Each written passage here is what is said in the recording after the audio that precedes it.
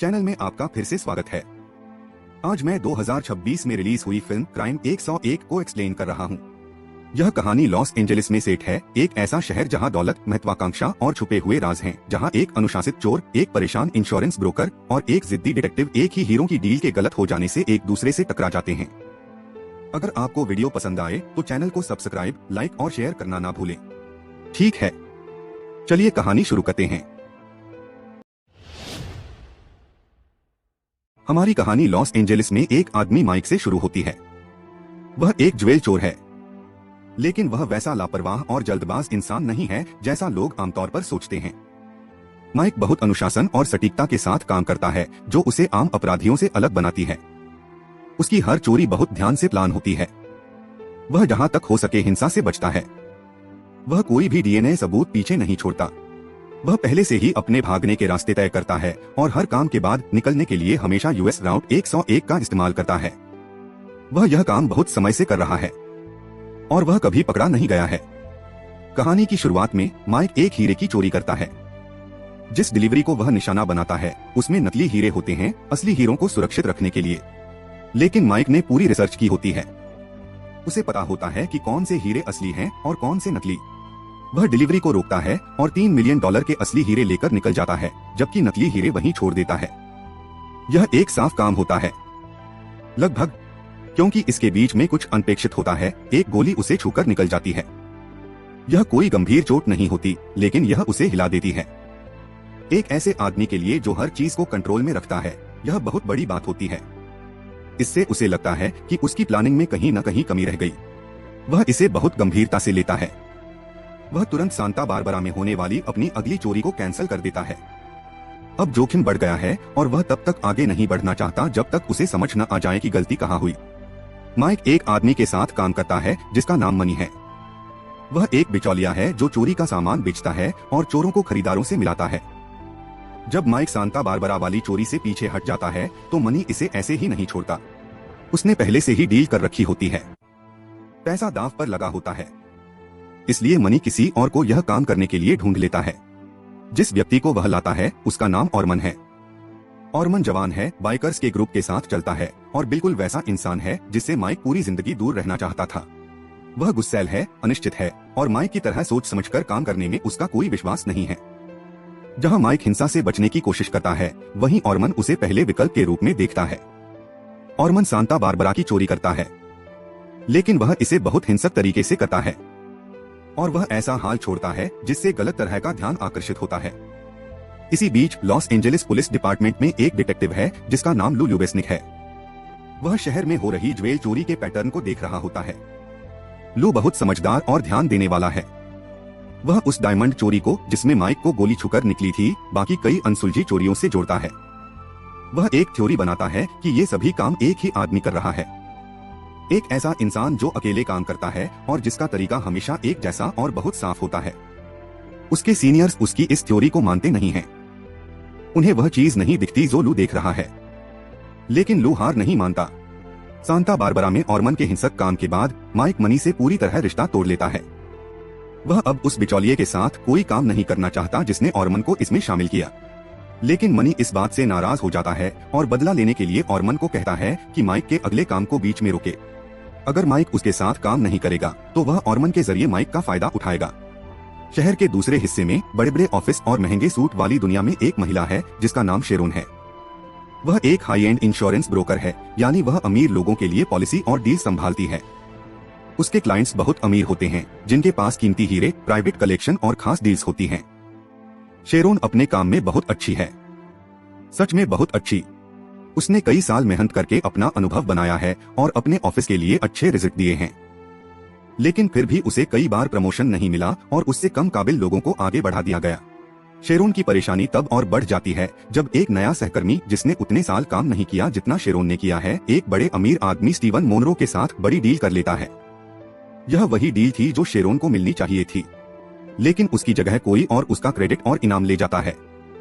अब शेरोन का सब्र खत्म हो चुका है, लेकिन उसे अभी नहीं पता कि उसके साथ आगे क्या होने वाला है।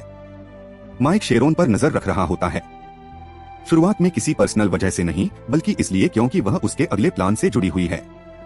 उसने डेवोन नाम के एक हैकर को पैसे देकर उसके बारे में जानकारी निकलवाई है, उसकी एक्सेस, उसके क्लाइंट्स और कुछ खास ट्रांजैक्शन की जानकारी। शेरोन की इंश्योरेंस की दुनिया में ऐसी पोजीशन है जहां से उसे बहुत कीमती और गुप्त जानकारी दिखती है। लेकिन इससे पहले कि यह प्लान आगे बढ़े, माइक की जिंदगी में कुछ अनपेक्षित होता है। माया नाम की एक लड़की माइक की कार से टकरा जाती है।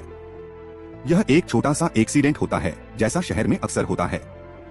लेकिन इस मुलाकात से बात शुरू होती है और बात आगे बढ़ती जाती है। माइक और माया एक दूसरे के साथ समय बिताने लगते हैं। यह एक ऐसा रिश्ता होता है जो माइक अपनी जिंदगी में बहुत कम होने देता है, कुछ सच्चा, कुछ ऐसा जो उसके काम और अपराध की दुनिया से बिल्कुल अलग है। माया को नहीं पता कि माइक असल में कौन है और क्या करता है। वह सिर्फ वही माइक जानती है जो उसके साथ होता है, और वह माइक एक अच्छा और सच्चा इंसान लगता है। लेकिन इसी बीच माइक को एहसास होता है कि कोई उस पर नजर रख रहा है और मन उसे ट्रैक कर चुका है। मनी के कहने पर वह उसके पीछे पड़ा है और वह इसे छुपाने की कोशिश भी नहीं करता। वह डेवोन उसी हैकर को धमकाता है जिसे माइक ने शेरोन के बारे में जानकारी के लिए इस्तेमाल किया था, और उससे यह जान लेता है कि माइक क्या प्लान कर रहा है। माइक ऑर्मन का सामना करता है। दोनों के बीच तेज रफ्तार पीछा होता है और आखिर में आमने सामने आते हैं। माइक उसे साफ चेतावनी देता है, दूर रहो, यह तुम्हारा मामला नहीं है। लेकिन ऑर्मन पीछे नहीं हटता। इस बीच लू की जांच चुपचाप और जिद के साथ चलती रहती है, भले ही उसके डिपार्टमेंट से उसे कोई खास सपोर्ट नहीं मिल रहा। वह डायमंड चोरी के हर छोटे छोटे डिटेल को देख रहा होता है, कौन सी गाड़ी इस्तेमाल हुई, कौन सा रास्ता लिया गया और क्या सबूत पीछे छूटे। उसे वह कार मिल जाती है जो माइक ने इस्तेमाल की थी, और उसके अंदर उसे खून का एक छोटा सा निशान मिलता है, वही खून जो माइक को गोली छूने से लगा था। यह एक छोटी सी चीज होती है, लेकिन लू इसे सिस्टम में डालता है और यह एक पुराने रिकॉर्ड से जुड़ जाती है। यह रिकॉर्ड एक अलग नाम से होता है, माइक का असली नाम जेम्स। अब लू के पास कुछ पक्का होता है। उसके पास एक नाम है, उसे उसका पुराना चेहरा भी मिल जाता है।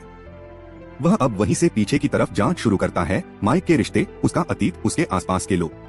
वह माइक की फोस्टर मां तक भी पहुंच जाता है।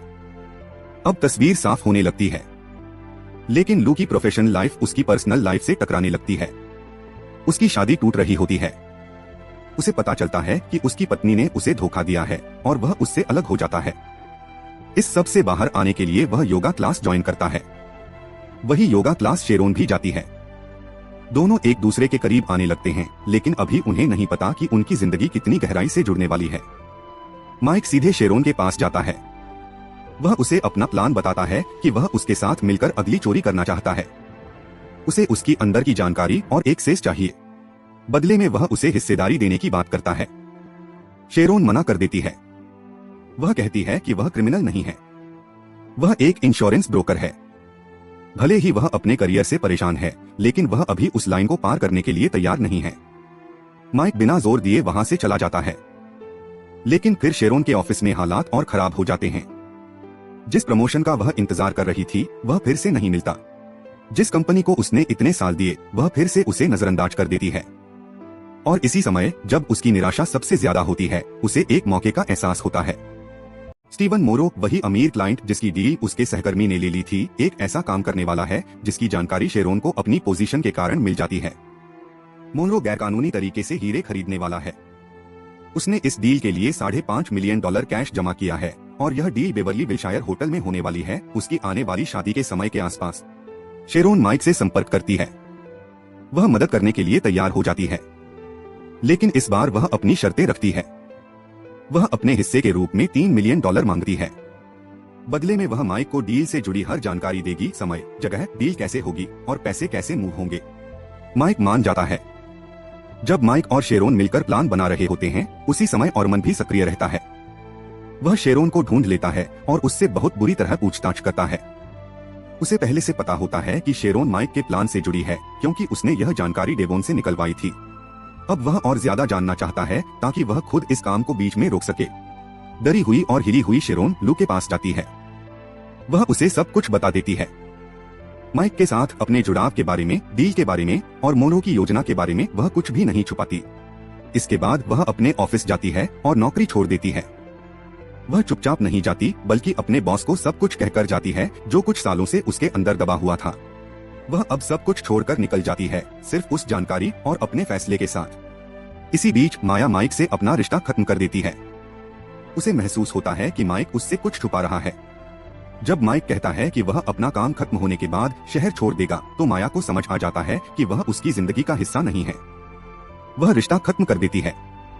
माइक उसे जाने देता है, लेकिन इससे उसे अंदर से दुख होता है। फिर वह दिन आ जाता है जिस दिन यह काम होना है। मोनरो का हीरो वाला ब्रीफकेस एक कुरियर के जरिए बेवर्ली विल्शायर होटल ले जाया जा रहा होता है, जहां मोनरो और उसकी मंगेतर एड्रियन इंतजार कर रहे होते हैं। माइक खुद को सिक्योरिटी गार्ड बनाकर उस कुरियर के साथ होता है। वह अंदर है बिना किसी को शक हुए। माइक को यह नहीं पता होता कि लू भी इस पूरे प्लान के अंदर है। लू अपनी तरफ से इस केस को ट्रैक कर रहा होता है और खुद को कुरियर बना देता है। वही ब्रीफकेस लेकर जा रहा होता है। एक ही कार में पुलिस वाला और चोर साथ बैठकर उसी होटल की तरफ जा रहे होते हैं, बिना यह जाने कि सामने वाला कौन है। वे होटल पहुंचते हैं, लिफ्ट से स्वीट तक जाते हैं, ब्रीफकेस मोनरो और एड्रियन को दे देते हैं, और तभी माइक अपना कदम उठाता है। वह बंदूक दिखाकर $5.5 मिलियन कैश अपने कब्जे में ले लेता है। एक पल के लिए सब कुछ सही लगता है, लेकिन तभी लू ब्रीफकेस के अंदर हाथ डालता है, अपनी रखी हुई बंदूक निकालता है और खुद को पुलिस ऑफिसर बताता है। कमरे में सन्नाटा छा जाता है। माइक और लू आमने सामने खड़े होते हैं। दोनों के पास कोई आसान रास्ता नहीं होता, और तभी ऑर्मन अंदर आ जाता है। वह होटल पर नजर रखे हुए था, बाहर से पूरे प्लान को देख रहा था और अब होटल के कर्मचारी बनकर अंदर आ जाता है। वह ब्रीफकेस मांगता है। वह मोनरो को गोली मारता नहीं, लेकिन इतना घायल कर देता है कि सबको समझ आ जाए कि वह किसी को भी मार सकता है। माइक तुरंत फैसला लेता है। इससे पहले कि ऑर्मन लू पर गोली चलाए, माइक ऑर्मन को मार देता है। अब आमना सामना खत्म हो जाता है। कमरे में अफरा तफरी मच जाती है, और लू जो कुछ देख रहा होता है वह एक ऐसा फैसला लेता है जो नियमों के खिलाफ है। लू माइक को जाने देता है, बिना पैसे के, बिना कुछ लिए, बस उसे जाने देता है। यह छोटा फैसला नहीं है। लू पहले ही सस्पेंड हो चुका डिटेक्टिव है और अपनी ईमानदारी के लिए लड़ रहा है।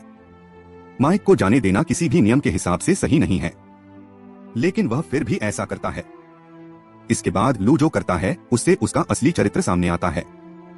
उसे मोनरो के बारे में बहुत कुछ पता चल जाता है। उसके गैरकानूनी काम हीरो की यह डील भी उसी का हिस्सा है। वह मोनरो और एड्रियन से कहता है कि उसे पता है कि वे जो कर रहे हैं वह गैरकानूनी है। उनके चुप रहने और साथ देने के बदले वह उन्हें इस स्थिति से बाहर निकलने का मौका देता है।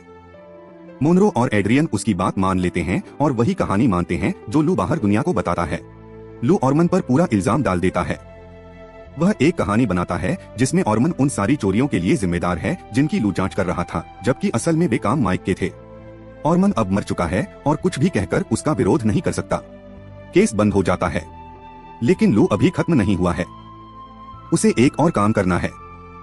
माइक की पहले की डायमंड चोरी से, जिसमें नकली हीरे सबूत के तौर पर रखे गए थे, लू उन नकली पत्थरों को एविडेंस रूम से निकाल लेता है। वह उन्हें मोनरो के ब्रीफकेस से असली हीरो के साथ बदल देता है। अब उसके पास असली हीरे हैं जो किसी भी आधिकारिक रिकॉर्ड में नहीं हैं। वह उन्हें शेरोन को दे देता है। शेरोन, जिसने अपनी नौकरी और अपनी सुरक्षा छोड़ दी थी और एक डिटेक्टिव के सामने सब कुछ कबूल किया था और उस फर्म से चली गई थी जिसने उसे कभी महत्व नहीं दिया। लू उसे एक नई शुरुआत देता है। असली हीरे बिना रिकॉर्ड के, इतने कि वह कहीं भी जाकर फिर से शुरू कर सके और कुछ ऐसा बना सके जो सच में उसका हो। फिर माइक माया को अपनी बचपन की एक तस्वीर भेजता है, अपने आप की एक तस्वीर जो एक बंद इंसान अपने कमजोर पक्ष को दिखाने के लिए दे सकता है। इसके साथ वह एक सवाल भेजता है, एक दूसरी मौका मांगता है। लू को एक संदेश मिलता है कि समुद्र किनारे उसके लिए कुछ इंतजार कर रहा है।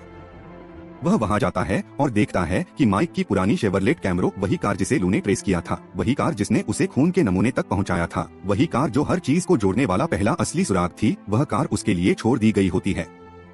कोई नोट नहीं, कोई स्पष्टीकरण नहीं, सिर्फ चाबियां और कार, एक अनुशासित आदमी से दूसरे के लिए एक शांत स्वीकार। लू मुस्कुराते हुए उसे चलाता है और यहीं क्राइम 101 की कहानी खत्म होती है। किसी बड़े टकराव या शोरगुल वाले अंत के साथ नहीं, बल्कि हर इंसान चुपचाप अपने अगले रास्ते की तरफ बढ़ता हुआ दिखता है।